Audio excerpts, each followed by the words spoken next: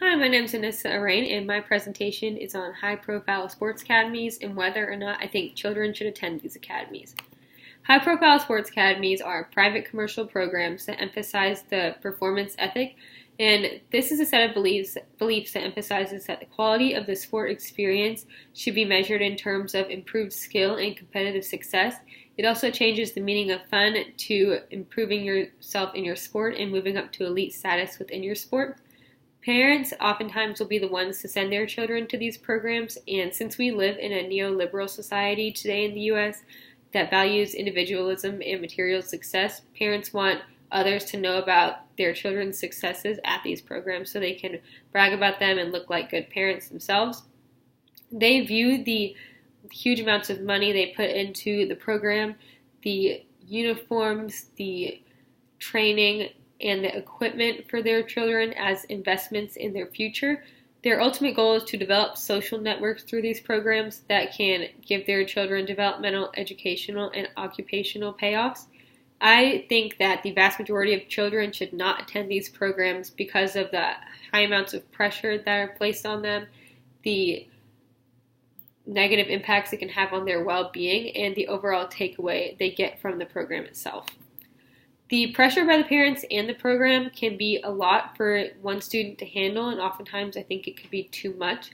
They know that their parents are paying huge amounts of money to send them here, and they're expecting them to do well, to enjoy it, and eventually reap the benefits from it.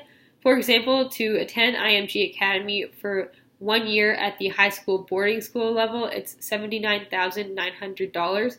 Also, these students will basically commit their whole entire lives to their sport while at these academies. Time-wise, they have practice before and or after class. They have to go to games. They may have to travel to go to different games and events.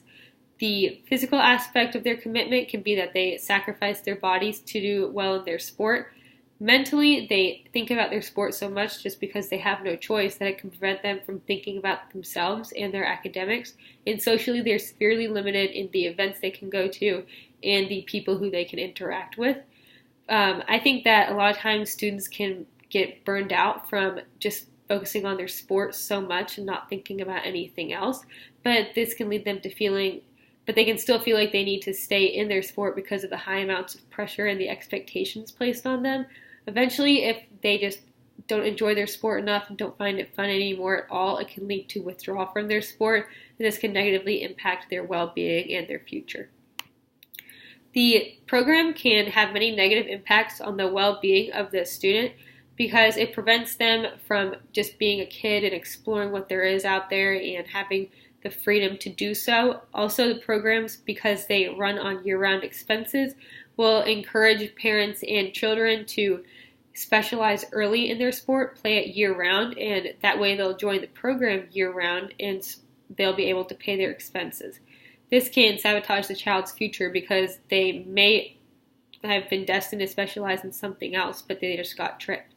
The programs can also have abusive impacts on the children because they use them for marketing purposes, and this leads to adults having financial dependence on these children.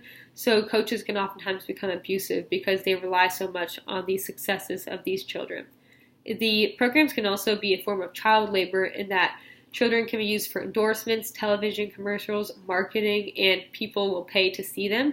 There's no government regulation for this, so there's really no way to protect their rights.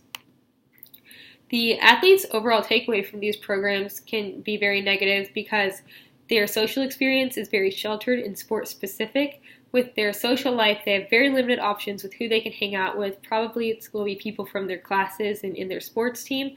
They also have limited events they can attend with their friends. It could be games or other sport-related things. The hours that they commit to their sport can prevent them from thinking about other things and exploring other interests, like things they'll do beyond their sport. The demographic of these programs is severely limited because in order to attend these programs, people will have a lot of times the same economic status and have the same values.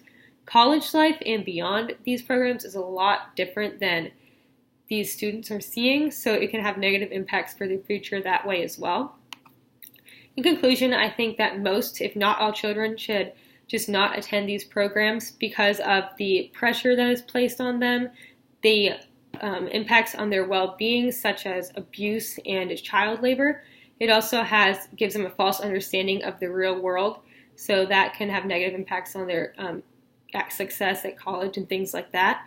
And many children can just stand out in other ways at their usual high schools and earn scholarships that way, and that might even be better for them in the long run.